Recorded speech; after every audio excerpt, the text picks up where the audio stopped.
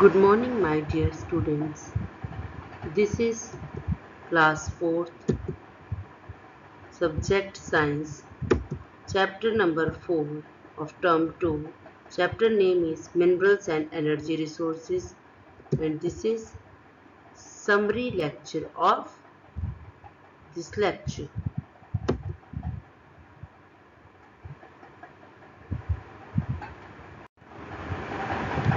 Minerals. We are using articles made from different metals. Every day in our life, we do not realize their importance. A student, for example, uses a geometry box, compass, divider, protector, etc., which are made of iron found in the earth. The substances that we extract from the earth are called minerals. For example, iron ore, copper, petroleum, etc. are all mined from the earth's interior. हम अपनी daily life में बहुत सी चीज़ें use करते हैं जिसकी जो कि अलग अलग मेटल्स की बनी हुई होती है, पर हम इनकी इम्पोर्टेंस रियलाइज़ नहीं कर पाते। जैसे एक student geometry box, compass, divider ये सब यूज़ करता है और ये सब आयरन से बने होते हैं और ये आयरन हमें अर्थ से मिलता है। ऐसा सब्सटेंस जो हम अर्थ से एक्सट्रैक्ट मतलब अर्थ से खोद कर निकालते हैं, उन्हें हम मिनरल्स कहते हैं।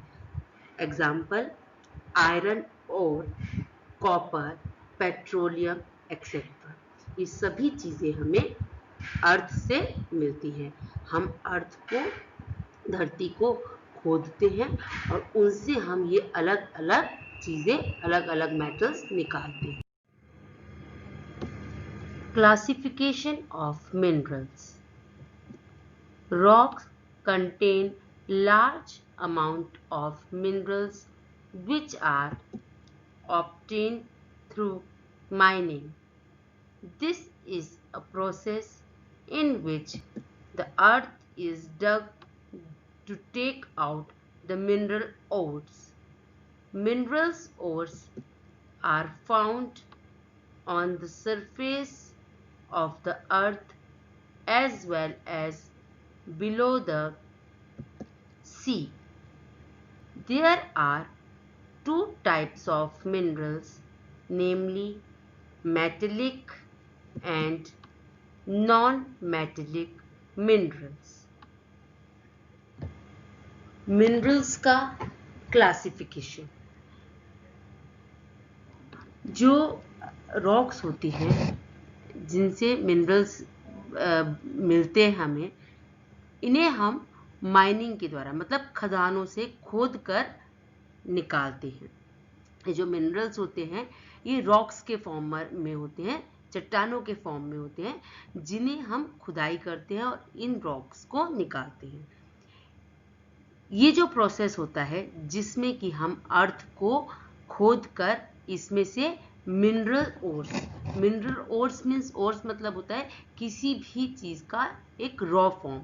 तो ये जो मिनरल्स होते हैं ये रॉ फॉर्म में होते हैं चट्टानों में। तो इस प्रोसेस को जिसमें हम अर्थ को खोद कर मिनरल ओर्स को निकालते हैं, इसे हम माइनिंग कहते हैं।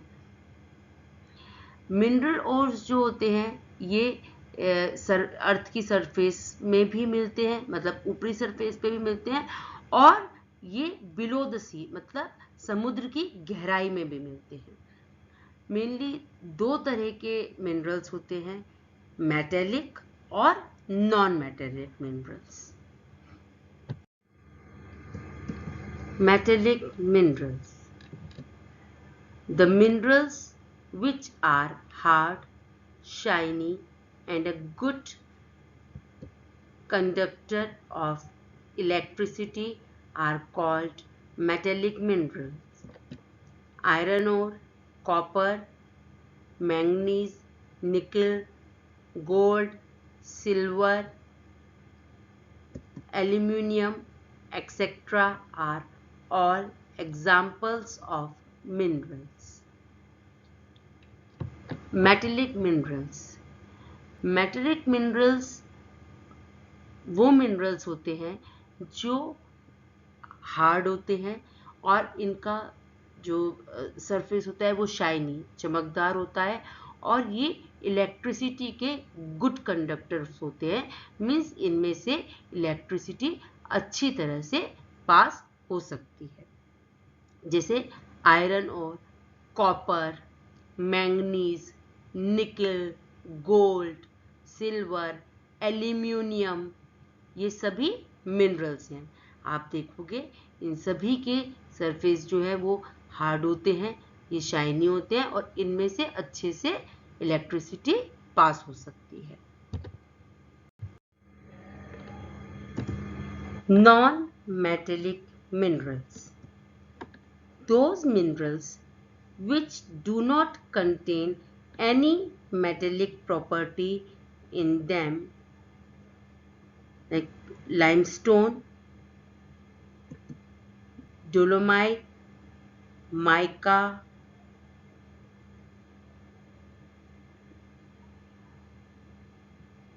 gypsum, etc. are called non-metallic minerals. Coal, petroleum, and natural gas are three important non-metallic minerals. अब नॉन मेटेलिक मिनरल्स क्या होते हैं? जिन मिनरल्स में मेटेलिक मिनरल्स की प्रॉपर्टी नहीं होती, मीन्स जिनका सरफेस हार्ड नहीं होता, या जो शाइनी नहीं होते, या जो इलेक्ट्रिसिटी के गुड कंडक्टर नहीं होते, ऐसे मिनरल्स नॉन मेटेलिक मिनरल्स कहलाते हैं। जैसे लाइमस्टोन, डोलोमाइट, माइका, जिप्सम, ये सभी नॉन मेटेलिक मिनरल्स हैं।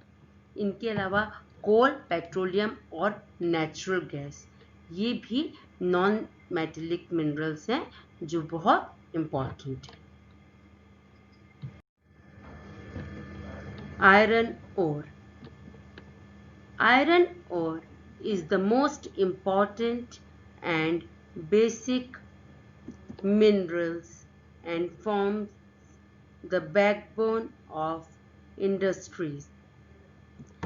It is found in large quantities in India, which is the fourth largest producer iron in the world. Most of the iron mines located in Karnataka, Odisha and Goa. सबसे पहले है iron ओर. Iron ore जो है वो हमारी बहुत सी important चीज़ों के लिए ज़रूरी है. ये हमारी इंडस्ट्री की, ये हमारी जितनी भी फैक्ट्रीज हैं, कारखाने हैं, उनकी बैकबोन है. बैकबोन मीन्स सभी का जो बेसिक आधार है वो आयरन ओर ही है. आयरन मीन्स लोहा. तो इसके बिना कोई भी इंडस्ट्री पॉसिबल नहीं हो पाती है. इंडिया में ये वर्ल्ड में फोर्थ, इंडिया जो है वर्ल्ड में फोर्थ सबसे बड़ा आयरन का प्रोड्यूसर है. मतलब वर्ल्ड में फोर्थ नंबर पे सबसे ज़्यादा जो आयरन है वो इंडिया में निकाला जाता है. इंडिया में इसकी जो मेन माइंस हैं, मतलब खदानें हैं जहाँ से ये आयरन और निकलता है, वो कर्नाटका में, ओडिशा में और गोवा में है. Manganese.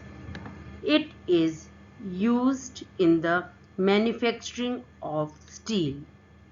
Odisha is the largest producer of manganese in India and the second largest in the world. Manganese producing states of India are Odisha, Madhya Pradesh, Karnataka and Goa. Manganese ये मेनली स्टील मैन्युफैक्चर करने में यूज़ होता है। जो स्टील है उसमें मैंगनीज यूज़ होता है। ओडिशा जो है वो इंडिया में सबसे बड़ा प्रोड्यूसर है मैंगनीज का, मतलब सबसे ज़्यादा जो मैंगनीज है वो उड़ीसा में निकाला जाता है, और वर्ल्ड में सेकंड सबसे लार्जेस्ट जहाँ मैंगनीज प्रोड्यूस होता है वो उड़ीसा में होता है। मैंगनीज प्रोड्यूस करने वाले जो मेन स्टेट्स हैं वो है Orissa, Madhya Pradesh, Karnataka and Goa. Copper Copper is a non-ferrous mineral. India produces a small quantity of copper.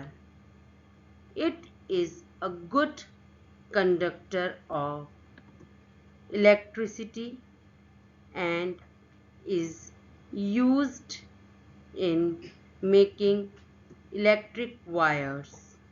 The Khetri mines in Rajasthan are the famous copper mines of India. Copper, इसको हम तांबा बोलते हैं, ये एक नॉन फेरस मिनरल है। इंडिया में बहुत स्मॉल क्वांटिटी में ही कॉपर प्रोड्यूस होता है। कॉपर जो है ये इलेक्ट्रिसिटी का बहुत अच्छा कंडक्टर है, मीन्स इलेक्ट्रिसिटी इसमें से बहुत अच्छे से पास हो सकती है, और इसीलिए ये इलेक्ट्रिक वायर्स बनाने में यूज़ होते हैं। हम देखेंगे कि मोस्टली जो वायर्स होती हैं वो कॉपर की बनी होती है, क्योंकि इसमें से इलेक्ट्रिसिटी अच्छे से पास होती है। खेतरी माइंस जो राजस्थान में हैं, ये कॉपर की फेमस माइंस हैं जो इंडिया में फेमस हैं। Bauxite, Aluminium is obtained from it. Odisha is the largest producer of bauxite. It is used to make vehicles and aeroplanes. It is found in Jharkhand, Andhra Pradesh and Maharashtra. Aluminium जो है ये bauxite से मिलता है। Odisha bauxite का सबसे बड़ा producer है, और बॉक्साइट जो है या एल्यूमिनियम जो है इससे व्हीकल्स और एरोप्लेन्स बनाए जाते हैं। ये जो बॉक्साइट है ये झारखंड में, आंध्र प्रदेश में और महाराष्ट्र में मिलता है।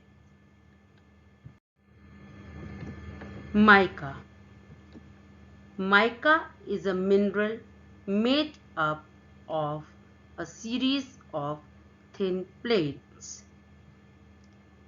Mica can be black, yellow or brown and is used in the electric and electronic industries. Mica deposits in the Chota Nagpur Plateau, Rajasthan and Andhra Pradesh. Mica जो मिनरल है ये एक बिल्कुल पतली पतली प्लेट्स की सीरीज है, मतलब ऐसे लगता है जैसे पतली पतली जो प्लेट्स हैं उनको एक के ऊपर एक रख दिया गया है। ये माइका ब्लैक भी हो सकते हैं, येलो और ब्राउन किसी भी कलर के हो सकते हैं, और इन्हें इलेक्ट्रिक और इलेक्ट्रॉनिक इंडस्ट्रीज में यूज़ किया जाता है। मोस्टली माइका जो है वो छोटा नागपुर प्लेटू और राजस्थान और आंध्र प्रदेश में पाए जाते हैं। Limestone, Limestone is the basic raw material for cement industries. It is also used for smelting of iron ore. Limestone ये भी एक नॉन मेटेलिक मिनरल है। ये बेसिकली सीमेंट इंडस्ट्री के लिए रॉ मटेरियल है, मतलब इसी से सीमेंट बनता है। इसके अलावा इसका यूज़ आयरन और जो है उसे स्मेल्टिंग, मतलब उसको गलाने में भी इसका यूज़ किया जाता है। Energy resources, fuel, minerals. Energy resources are of two types: conventional, firewood, coal and petroleum, and non-conventional, solar energy, wind energy, tidal energy. We will study about conventional energy or fuel, minerals. Energy resources two types के होते हैं, conventional और non conventional. Conventional जैसे firewood, coal and petroleum. Conventional resources वो resources होते हैं जो nature में एक लिमिट में ही मिलते हैं। अगर हम उन्हें जल्दी जल्दी यूज़ करेंगे तो वो एक लिमिट के बाद ख़त्म हो जाएंगे और दोबारा बनने में उन्हें हज़ारों साल लग जाएंगे। और नॉन कन्वेंशनल एनर्जी वो एनर्जी होती है जो कंटिन्यूस हमें नेचर से मिलती रहती है, जैसे कि solar energy, wind energy, tidal energy. इस चैप्टर में हम कन्वेंशनल एनर्जी और फ्यूल के बारे में पढ़ेंगे। Conventional energy resources. Coal. It is a common fossil fuel and is used for power generation and for domestic needs. Coal has many forms such as anthracite, bitumen, lignite or brown coal and peat. Jharia, Raniganj and Bokaro are the important coal fields. Conventional energy resources, इसमें सबसे पहले हम कोल के बारे में पढ़ेंगे। कोल एक fossil fuel है जो पावर जनरेशन के लिए, मीन्स बिजली बनाने के लिए और दूसरे डोमेस्टिक कामों के लिए यूज में आता है।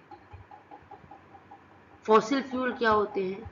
ऐसे फ्यूल जो काफी सालों से दबे हुए, जमीन में दबे हुए पेड़ पौधों और एनिमल्स से बनते हैं, उन्हें हम फॉसिल फ्यूल बोलते हैं। मतलब हजारों लाखों साल पहले जो एनिमल्स और प्लांट्स जमीन में दब गए थे, उनसे जो फ्यूल बना होता है उसे फॉसिल फ्यूल बोलते हैं। कोल एक फॉसिल फ्यूल है और कोल के बहुत से फॉर्म हैं: एंथ्रेसाइट, बिटुमेन्स, लिग्नाइट और ब्राउन कोल। झाड़िया, रानीगंज और बोकारो में कोल फील्ड्स हैं, मतलब कोयले की खदानें हैं। Petroleum. Petroleum is also called a mineral oil. It provides fuel for transportation, heat and lighting. From petroleum, we extract petrol, diesel, natural gas, gasoline, etc. More than 60% of its production is from the Mumbai high region. Assam is the oldest oil producing state of India? Oil is refined in an oil refinery. Petroleum, petroleum को mineral oil भी बोलते हैं क्योंकि ये भी समुद्र के नीचे से निकाला जाता है, तो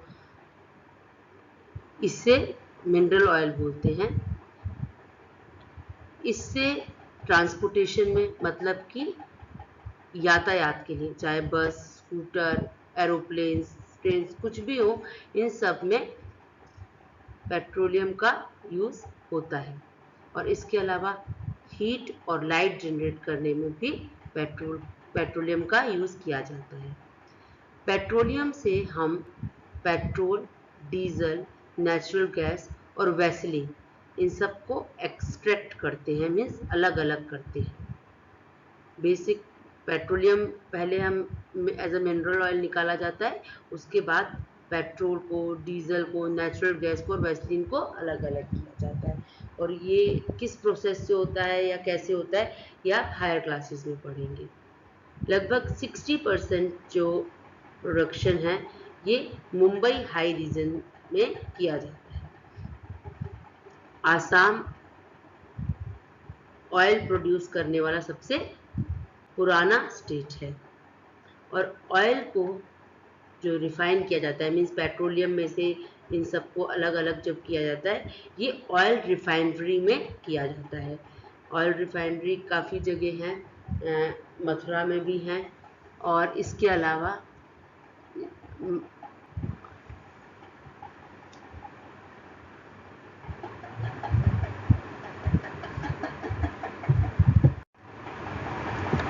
natural gas,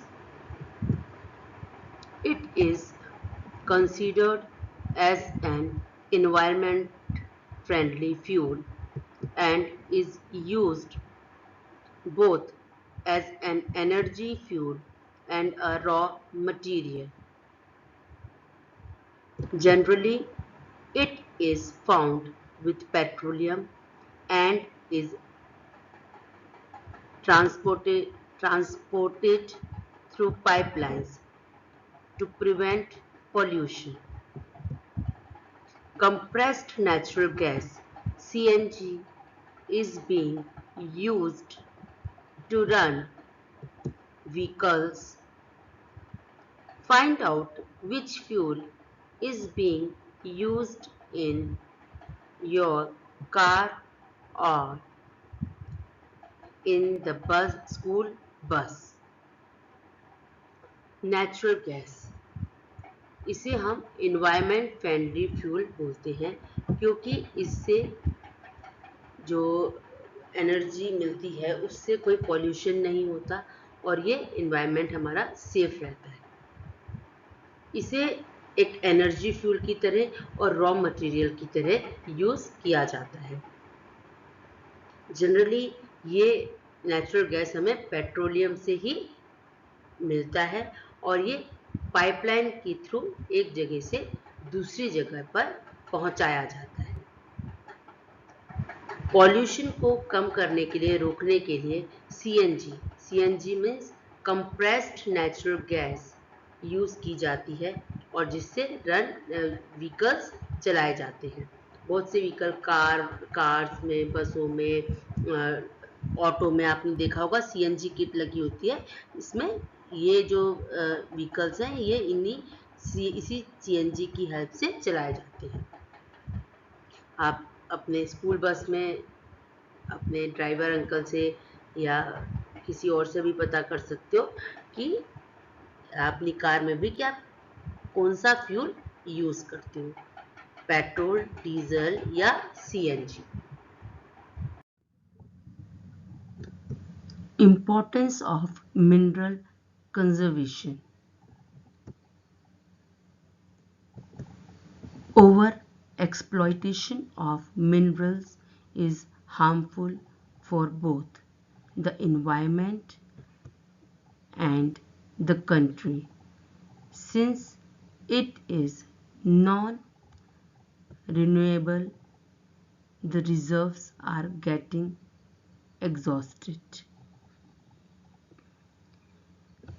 ये जो जितने भी मिनरल्स हैं इन्हें बचाना, इनको कंजर्व करके रखना बहुत ज़रूरी है, क्योंकि ये जो मिनरल्स हैं ये बनने में कई मिलियन ईयर्स लग जाते हैं, कई हजारों साल लग जाते हैं।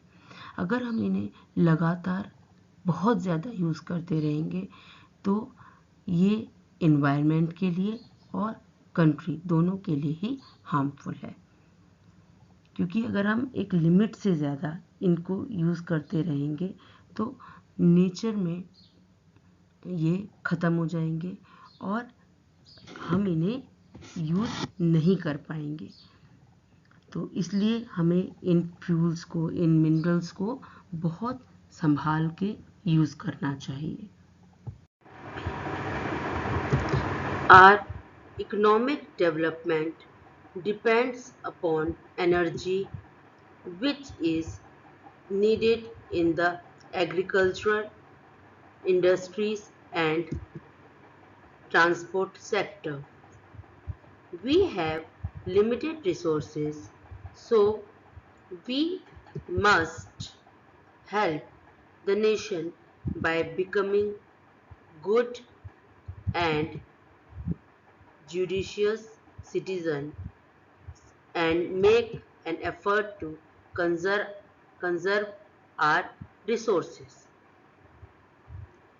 हमारी देश की या किसी भी देश की जो कंट्री की जो इकोनॉमिक डेवलपमेंट है वो वहाँ के एनर्जी रिसोर्सेज पर पूरी तरह से डिपेंड करती है, क्योंकि इसी एनर्जी रिसोर्सेज की ज़रूरत इन्हें एग्रीकल्चर में, मीन्स खेती में, अलग अलग इंडस्ट्रीज़ में और ट्रांसपोर्ट सेक्टर, चाहे वो कोई भी ट्रांसपोर्ट सेक्टर हो, चाहे एरोप्लेन, चाहे कोई भी ट्रेन्स को देख लें, बसेस को देख लें या और कोई भी व्हीकल्स देख लें, सभी में हमें इन एनर्जी रिसोर्सेज की ज़रूरत पड़ती है। लेकिन ये नेचर में बहुत लिमिटेड है, बहुत लिमिटेड रिसोर्सेज हैं, तो ये हमारी ड्यूटी है, ये हमारी रिस्पॉन्सिबिलिटी है कि बीइंग अ गुड सिटीज़न हम इन रिसोर्सेज को बहुत सोच समझकर यूज़ करें, इन्हें हमें वेस्ट नहीं करने देना चाहिए। तो इसके लिए हमें कुछ भी एफर्ट्स हमें करने चाहिए ताकि हम अपने एनर्जी रिसोर्सेज को बचा कर रखें, उन्हें वेस्ट ना करें।